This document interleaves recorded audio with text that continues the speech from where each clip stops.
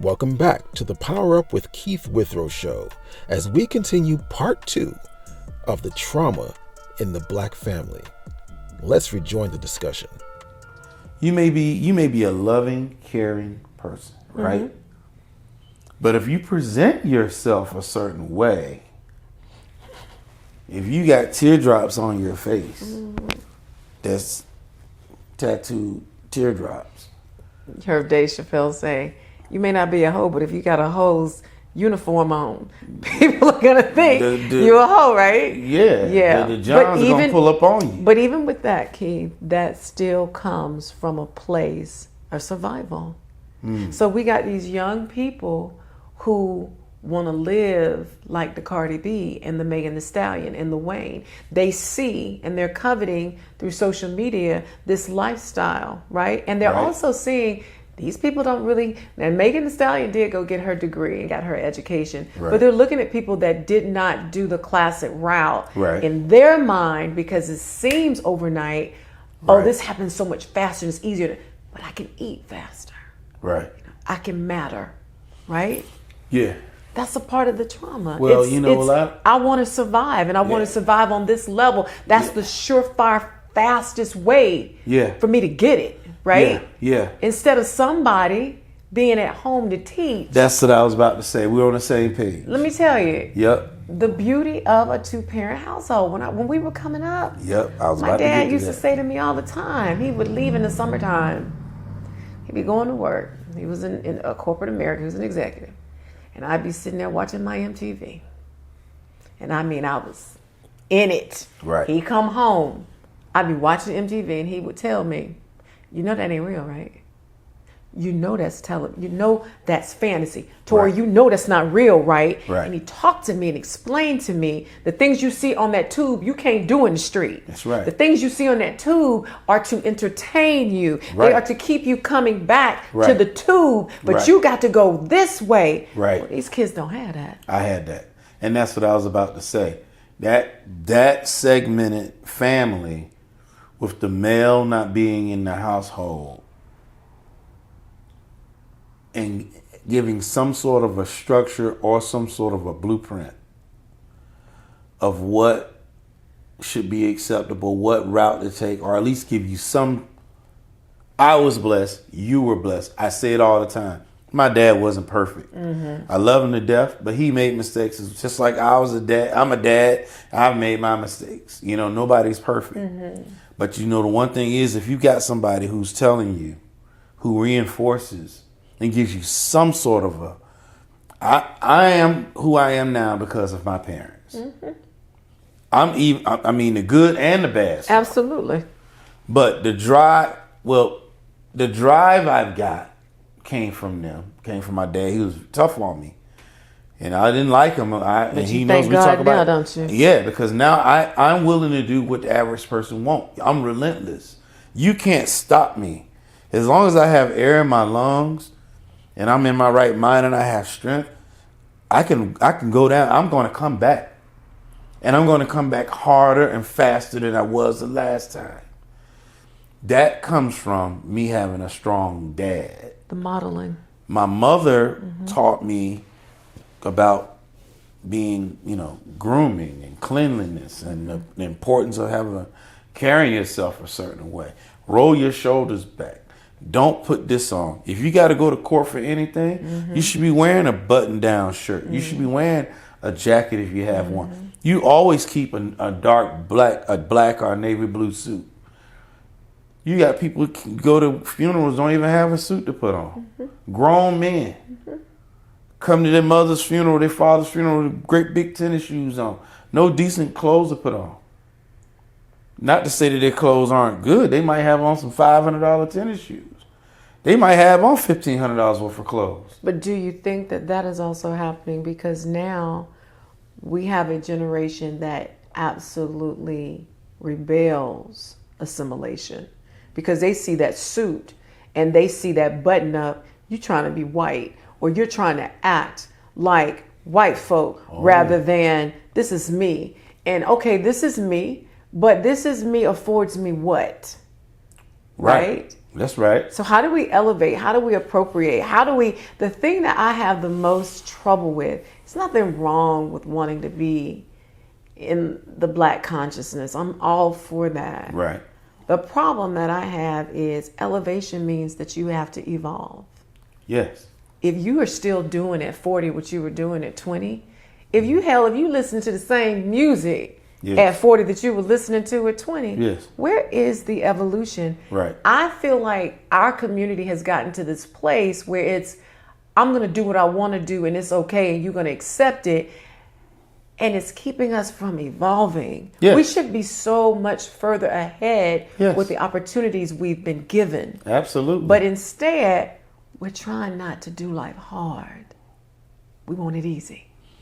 Life's a marathon, it's not a sprint. And hard lets you know who you are. Exactly. When you realize I can do life hard, you meet yourself. Right. You realize potential in yourself, and That's you right. realize how you can go past the threshold and become great. Yes. Every great, successful person, an athlete, an actress, a politician, a doctor, a lawyer, they tell you about the years of the grind. That's right. We got a generation of people that's like, I can forgo all that. Skip the grind. I don't have to do all of that. Right. I can do it like this. Because again, they are looking at that television, they're looking at that phone, and they think, just because I see it on this, it's that easy to have it. But that's also part of the programming of the generational and historical trauma. Wow. Right? Well, what do we do about it? So let's look at television, Okay. right? So when white folks created TV, they didn't have us on there. When you don't have representation, you don't have modeling. That's right. Right? So if you don't have something to look at to see, and then they've dismantled the home, they got the father out, then the child is sitting there thinking, and think about it. When we were growing up, we didn't even think about most of the shows we watched were white. We didn't think about it. It didn't even dawn on us because that's what was given, right? Right. Now, I see a movie or a show and there's no diversity. I'm like, I ain't watching this. I immediately know my worth. I immediately know, why are there no Black actors, no Black producers, no Black directors on that show? I'm not going to support it. All of that's by design. So they purposely fed us. You ever see the movie Pleasantville? No. So in Pleasantville, it's this movie about these kids that go back in time, and they go to a time where everything is black and white because it was a TV show that they watched, and then they ended up being in that town. Sure. Okay. So there was no color. Oh, okay. And it was basically a pun on racism. Right. And discrimination, Okay. right? So in the movie, when they get there, because they have come from this time that has all of this color and this options and this supposed equality, they start teaching the people the truth. Okay. When they start learning the truth, they start to get color. And once they get the color, the other people in the town that are still black and white go, you've been exposed. You know now. So then what happened to them? They outed them out of the town. Oh, they were ousted. So by the end of the movie, they had to revolt and yada, yada, yada. When I look at that, I think about how they brought us off the boat. We're not going to let them read. If we find out they can read, we're going to kill them. If we find out any of you white folks teaching them how to read, we're going to kill y'all too, right? Right. Then finally, they start using us, realizing, oh, these people are adaptable. So we in the house now. We the house niggas. And we in the house doing things that white folks need us to do, cooking, cleaning.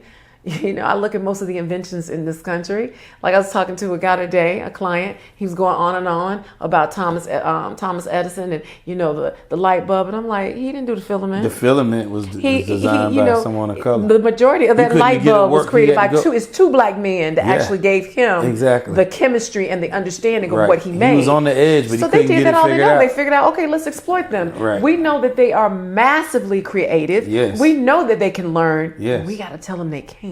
Right. We still do that now to ourselves when we talk down to our children. Mm. When we tell our children, you stupid, you this, you that. When we don't pour into our children, and when we talk about ourselves in front of a mirror and our kids are sitting there watching us, women do it all the time. Oh, look at my stomach, look at my hips. We are constantly modeling to our children negative, self-deprecating thoughts and belief systems. It starts in the womb, and then it starts in the engagement. So it's a perpetual dance. So until a person really gets, I tell clients all the time, you want to have a healthy marriage, go get around healthy married people. Stop talking to people that don't know nothing about marriage. Or stop talking to people who have a bad marriage or in the same place as you. So what happened? White folks started treating us a certain way, and we picked up and ran from it. We said, okay, I'm stupid. I'm this. Look at y'all get mad at me when I talk about this. Look at sororities and fraternities. Why do we emulate what white folks do in sororities and fraternities? Why we do that? Do you know the history of why it was created? How that came from the boule? That was an instrument to which, do your due diligence. Don't get mad at me. That was designed to take a certain group of people, expose them to some of the things that are quote unquote finer things in life, create this hierarchy. Yes. Right? Caste system, basically. And then basically indoctrinate the higher class, the boule, and then have the others look up to them, and then have the information disseminated through that system. And I'm going to say this, that's not necessarily a bad concept or idea. No. The issue that I have with the sororities and fraternities is the hazing and the beating. Something wrong with having an organization of people that love each other, want to support each other, and have a movement or an experience while they're in college or after college. But why do we have to emulate what the white folks do? Why do we have to beat each other? Since a young brother just died this week in Kentucky, I think, at a university with the Omegas. Like why do we constantly? It goes even further, Dr. Torre. Not even in the process of going through the process in school, or even the more mature sorority members.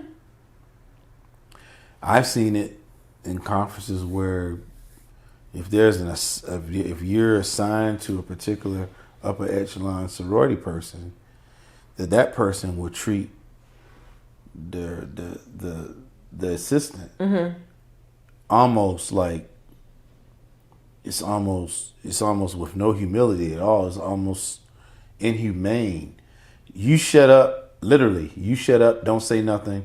You just do what I say. Stay out of my way. Yes, I saw it for myself. I heard it. I saw it. I was shocked. Now, of course, Two educated people. Of course, they're always in every scenario. You'll have a narcissist. Yes. But there was a lot of that going on. Well, what I'm getting at with the trauma is whenever you get a group of people together, right, and you have a certain standard of treatment, right, modeling, behavior, what people learn intuitively is what I got to do to eat, what I got to do to survive. Right. So I'm going to watch and see where the money is. I'm going to watch and see where the favor is. I'm going to watch and see where the opportunity is. And I'm going to emulate that person. But what they programmed us to do was to finish off where they left off. So where did they leave off when we got freed? They got free labor. Right. So that from an economic position, they have to keep us where they keep us so that they can stay the 1%, the 5%, the 10%, and utilize our skills, our intellect, and our knowledge for that. Population control, got to keep killing you off. Because if you find out how to become successful and you mass populate, you're going to overthrow me, right? So how do I do that? I keep you sick. Yeah. I keep you sick mentally. Yep. And physically. Yep. Right? And I keep you hungry just enough where you'll eat each other. Have you not even, the strategy behind the Planned Parenthood, don't you? Get them to abort those babies. Get them to get these babies out of here. Absolutely. That was a strategy. Absolutely. We, as a people, aborting far more children than everybody Well, from a else. percentage perspective, perspective, right, because we're not smaller as many people Yes, here as they are. But I yes. think also, Percentage-wise, but I also yes. believe that that's also in the marketing and the messaging to make us again look like we're less than, Right. we're evil, Right. we're calculated, Right. we're bad, right? Right. When these women are jumping on planes, going wherever they want to go to get their abortions because they got the money and the resources to do so. Right. Right? But I think if you really sit down and look at why we can't, and this is where I would love for this conversation to go to. Why do we talk and treat each other the way that we do as black men and black women? It is because of the historical trauma that we've experienced. Wow. And it's getting worse. It's getting worse. And in my opinion, you know why? Because of social media. Yes. And the reason I say that is we now entertain that more than our spouses, Yes. more than the people we love. Yes. We glorify and give media what's going on in the world, looking and peeking into other people's lives. We glorify that more than working on the relationships that we have. And that is by design. Why do you think smartphones are always being updated? Why do you think the technology is moving so fast? It's moving so fast and it's doing so much because we got to keep these people entertained and stimulated, distracted, so they won't invest. That's right. They won't invest financially. That's right. They won't invest relationally. That's right. They won't invest spiritually. You're totally not engaged. Totally distracted, overstimulated. I have somewhat of a problem with some of the reality shows that are ridiculous. Better say it. I can't stand none of them, to be honest. Because you got where you have the terrible part is where you now have shows where you got quote unquote quote professionals, quote unquote community people who have done well amongst our community, and now you show them in the most deplorable in way the that most you can. deplorable way you can. Yep. Women calling each other B's and H's, and is cool, fighting, acting a fool. I'm saying to myself, like, now, okay, we grew up. When we started, I love Good Times. Okay, it was a family in the ghetto. It wasn't all the way totally right because how was James? Well, he would have to hide when the people would come around and do the inspection. Yeah. Yeah. But even though they were poor and they were going through the hardships of being in the Chicago Cabrini Green projects in Chicago on the South Side, but there were a lot of morals. Yeah. Okay, so now from same creator creates the Jeffersons, which is a spinoff from the Archie Barnes, All in Family. Yeah. which is Louise. Yeah, Louise and George. And George. Uh-huh. All right, so now you're seeing you got a successful business owner who lives in a high-rise apartment or condo building.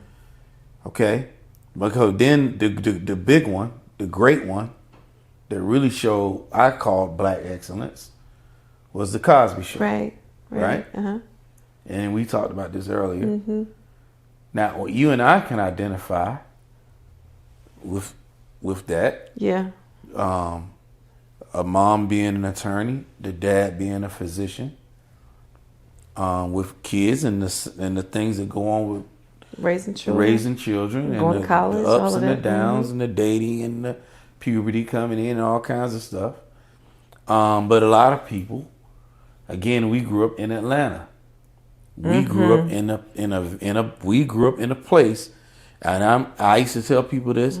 I've been to a lot of places, but as a whole, you got pockets in other cities, right? But as a whole, Atlanta was a more progressive city than I've seen in most places. Right. Still. Even still. But what do we do about this? You and I are conscious. We're using this platform to talk about it, and we're going to talk about it some more. There are going to be more parts to this. I think this would be good to do a roundtable discussion. Absolutely. Bring in a couple of more people on this subject matter. I would love to actually do a roundtable with younger people. Yes. Like to it get would be their perspective. To get their perspective and get them to kind of have input on like why they think they, to get kind of confirmation as to why they think and move the way that they do. Yes. Yeah. Yes. So that's, this is my way, and I'm sure Dr. Torre would agree. This is our way of doing our part to try to help people. My show is Power Up with Keith Withrow. One of the other platforms is Power Up Man Talk Show. But it's not just for men. The Power Up Man, I've said, it was for everybody. It's not just for men. But we are out to give content that can help people. Mm-hmm. Let's say this. We're not here to offend people. We're not here to try to create a rift amongst our people or any other people. We're not here saying that we don't love all people. Really and truly, there's one race. There's the human race. Mm-hmm. Well, there's one race that we know of here on earth. Mm-hmm. Of people. We're calling it the human race. Yeah. Because we all came from the same two people. Mm-hmm. So whether one group of people migrated north to the Caucasus Mountains and other groups migrated further east, others migrated further south, in which people's complexions change according to their climate, according to their environment. Right. And even how you're built, how you look. In Africa, in the Saharan desert, you're going to be long and lean. You're going to have dark skin so you can absorb, you can handle the sun rays and the heat. And if you're up in the Russian area, you're going to be more thick. You're going to be more husky. Up in northern Germany, you're going to be built a little different according to your climate. But here and now, we're talking as a people, our black people and the black community. I think everybody needs to start having conversations similar and touch some of the things that we talked about this evening, because we're in a very pivotal time. Mm-hmm. I think we're at a crossroads. I think we're at a time where these conversations really matter. Mm-hmm. And people, if we don't get a handle on this, I don't know what to say. I have two young adult daughters, and I'm just going to say,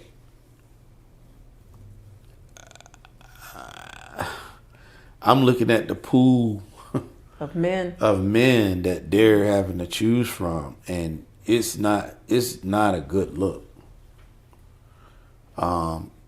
If they're looking at men that look like them, a black man. Yeah. I'm not saying that all young black men are bad. I'm just saying that we're lost as a people. We're somewhat lost. Others, some of us are doing better than others. Others are doing really well. But as a whole, our people have become lost. Mm-hmm. And it's not due to, it's not necessarily our faults, but some of it, you know better when you learn better. And guess what? I just happen to do a lot of research. I just happen to like to learn and dig. Mm-hmm. I would challenge some of the viewers to start doing the same. Mm-hmm. Get away from this watching CNN or Fox. Mm-hmm. That information, even if you want to get a better hold on what's going on in the world events. It's sad, but I actually go to other countries' news outlets to get more accurate news on what's going on abroad. Yeah. I go to an Indian news channel. I go to other news channels that are maybe not a capitalist society or a Zionist society, and it's not a slanted news outlet. Because you got to realize here in America, and it's not Americans. Look, I was a U.S. serviceman. I signed the death contract to die for my country, and guess what? I do it now. It's not the people. There's a lot of great people in the United States of America, but our leadership has become tainted. Mm-hmm. And I'm, it's not just one party. It's our leadership as a whole. Political leadership, spiritual leadership, yes, household leadership, has all been tainted. Yes. So, Torre, anything you'd like to say to sum this up? This is a big subject that we're going to continue. Yeah, I just want to say, I feel like working with clients and dealing with all of the many things that our communities are struggling with, the nucleus, the center, is the family. Yes. And that is the area that we are the weakest. Yes. That is the area that we are the most uninformed. Yes. That is the area that we are the most afraid of. And I want to be able to help educate my people to understand one thing. If you can learn to manage your emotions and your reality better, you will have better relationships. Better relationships mean better homes. Better homes mean better communities. Better communities mean that we all thrive, we all eat. The reason we were able to survive slavery was not just because the white man allowed us to survive. We survived slavery because we stuck together. We survived slavery because we were smart enough and wise enough and discerned enough to use the resources to the best of our ability to manage and survive that from a physiological and a psychological perspective. Yes. We've lost that. We've lost unity. Yes. My focal point, my desire, my hope, my wish. I don't know what's going to happen 18 months from now with this administration. I don't. I'm going to be real. But what I do know is I help people understand their emotions, their relationships, and their relationship with money. That's something I want to help our community better understand, so that however the pendulum swings, we are on our feet. Yes. That we're not on our backs, right, and that we're not divided. Please don't let this time further impact what has already happened to us. Yes. That's my concern. That's my worry. Wow. Yeah.